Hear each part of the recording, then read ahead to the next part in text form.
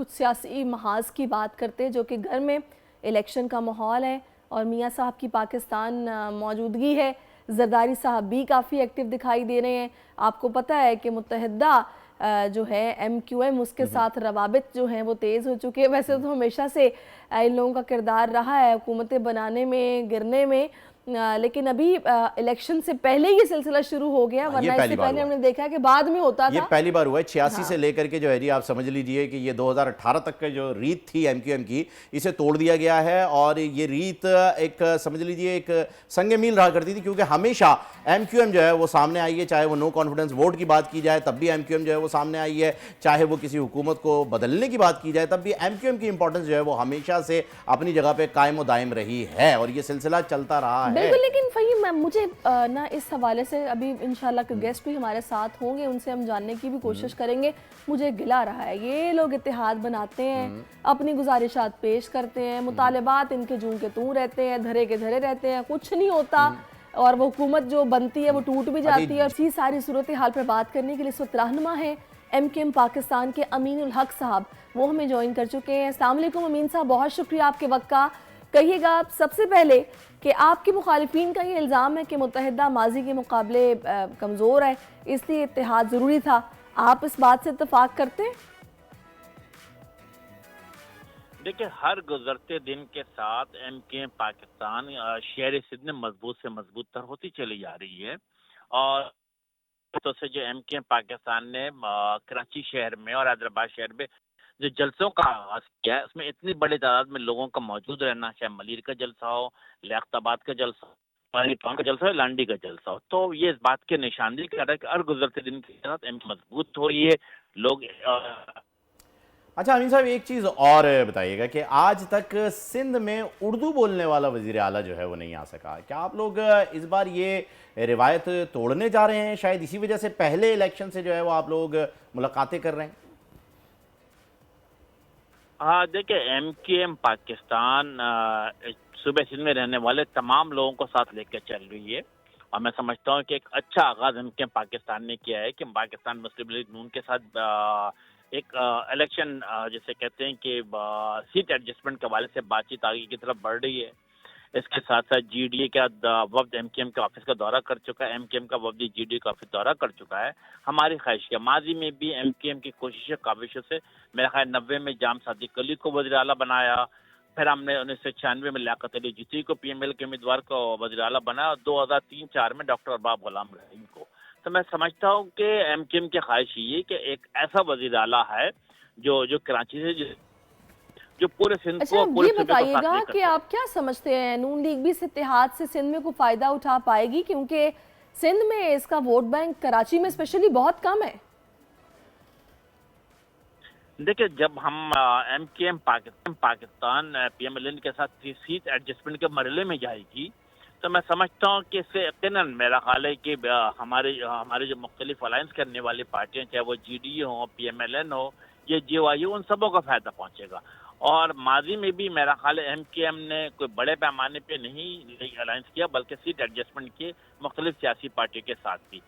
تو M Q M کا فائدہ کیا ہے کہ دیکھیں, جہاں ایم کیو ایم پچھلے 3 دہائیوں سے شہر سندھ میں کامیابی حاصل کرتی ہے, اسی طریقے سے ایم کیو ایم کا ایک بڑا ووٹ بینک جو جیکب آباد میں, شکارپور میں, لاڑکانہ میں, بدین میں موجود ہے. ان جگہوں پر بھی ایم کیو ایم کہیں 25,000, کہیں 28,000, کہیں 32,000 ووٹ حاصل کرتی ہے.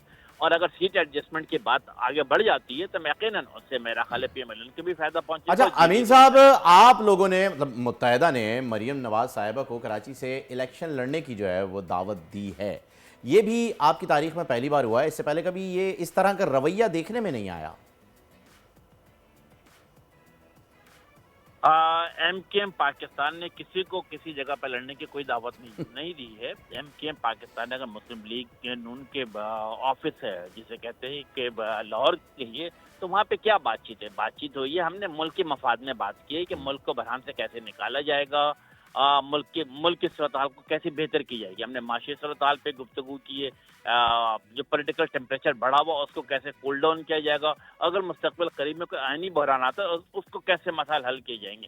میرا خیال ہے کہ ابھی سیٹ ایڈجسٹمنٹ کے حوالے سے بھی, اور اسی طریقے سے کو کراچی میں الیکشن لڑنا یا اچھا, کسی کیا کو اس کے لڑنے کے خیال میں حوالے سندھ کے لیے پیپلز پارٹی سے اتحاد بہتر تھا یا پھر نون لیگ سے, کیونکہ نون لیگ کا انتخاب آپ لوگوں نے کیا، اس کی وجہ کیا ہے؟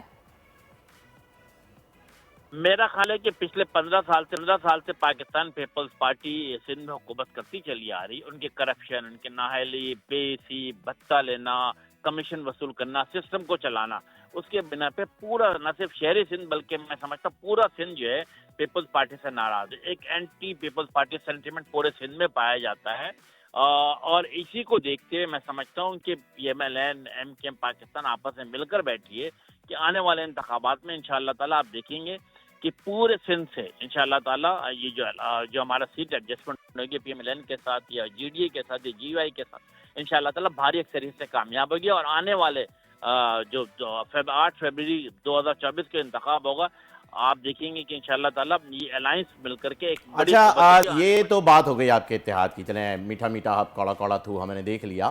اب بات کر لیتے ہیں کچھ عوامی مسائل کی. اگر سندھ میں حکومت بن گئی تو ترقیاتی منصوبے کیا ہیں؟ یہاں تو آج تک جو ہے وہ K4 بھی جو ہے نہیں بن سکا ہے، اور نہ ہی کوئی وعدے جو ہیں وہ وفا ہو پائے ہیں. یہ شکوہ ہے، اس کا جواب شکوہ ایکسپیکٹ کر رہی ہے عوام آپ لوگوں سے، لیکن مل نہیں رہا.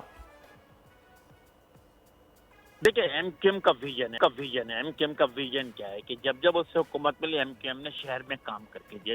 جب اس کو طاقت ملی اس نے ترقیاتی کام کرائے. کراچی کا پہلا فلائی اوور فاروق ستار کے دور میں بنا. KMDC Karachi medical dental college میرا خیال ہے ایم کیو ایم کے دور میں بنا. اسی طرح اگر مصطفیٰ کمال کا دور رہا ہے تو آپ اس میں دیکھیں کہ کیا رہا ہے کہ ہم نے انڈر پاسز بنائے، فلائی اوور بنائے، گرین بسز کا آغاز کیا گیا. تو وہاں تو ترقیاتی کاموں کے ایک جال نیٹ ورک پھیلا ہے. ایم کیو ایم کا ویژن کیا ہے؟ یس K4 کے منصوبے کو مکمل کیا جائے گا. حیدرآباد یونیورسٹی بالکل آخری مراحل میں، اس کا آغاز کیا جائے گا. شہر میں جسے کہتے ہیں ریپڈ ماس ٹرانزٹ سسٹم کو شروع کیا جائے گا.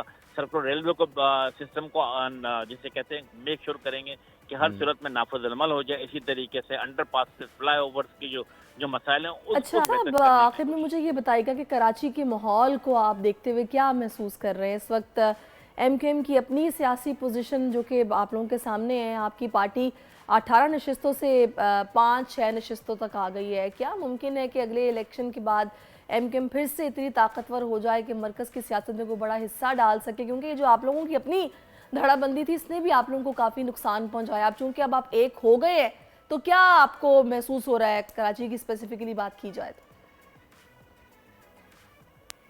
دیکھیں ایم کیو ایم پاکستان میرا خیال ہے ماضی میں بڑے مارجن سے جیتتی رہی ہے. 2018 میں ایک بڑے آرگنائز سسٹمیٹک طریقے سے ایم کیو ایم کو دور رکھا گیا.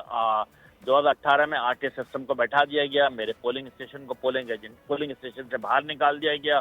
اور کراچی کا نتیجہ جو کہ سب سے ترقی یافتہ شہر تھا، اس کا 48 گھنٹے بعد اس کا اعلان کرنا، یقیناً کراچی کے عوام سے سمجھتے ہیں کہ بڑے سسٹمیٹک طریقے سے ایم کیو ایم کو پیچھے کیا گیا. لیکن ایم کیو ایم اسی طریقے سے موجود ہے، بلکہ پہلے سے طاقت کے ساتھ موجود ہے. انشاءاللہ تعالیٰ آنے والے انتخابات میں آپ دیکھیں گے کہ ایم کیو ایم پاکستان انشاءاللہ تعالیٰ 17 سے 18 سیٹ قومی اسمبلی کی کراچی سے جیتے گی. اسی طرح صوبائی اسمبلی کی جو 47 سیٹ ہے انشاءاللہ تعالیٰ 40 seat M Q M Pakistan جیتے گی.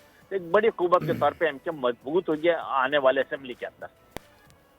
جی بہت بہت شکریہ امین صاحب، تھینک یو سو مچ، آپ ہمارے ساتھ تھے. اچھا، یہ آئی ٹی منسٹر بھی رہے ہیں اور ایم کیو ایم کی جانب سے بڑا ہی جو ہے وہ انہوں نے آئی ٹی میں بھی کام کیا ہے. اللہ کرے کہ اب جو ہے وہ یہ کچھ کر لے. لیکن فی الحال پتہ ہے باتوں سے جو لگ رہا تھا نا، وہ میرے ذہن میں ایک شعر آیا. میں نے کہا اس کے الفاظ غلط نہ ہو جائیں، تو پھر میں نے اس کو جو ہے سرچ بھی کر لیا. آخر کی 2 لائنیں مجھے یاد تھیں، شروع کی مجھے یاد نہیں تھی. تو میں عرض کرتا چلوں کہ بہت بیزار ہو گیا ہوں میں، ذہنی بیمار ہو گیا ہوں میں، کوئی اچھی خبر نہیں مجھ میں، یعنی اخبار ہو گیا ہوں میں. اخبار ہو تو گیا. اچھی خبریں آ نہیں رہی ہیں، نہ جانے کیوں.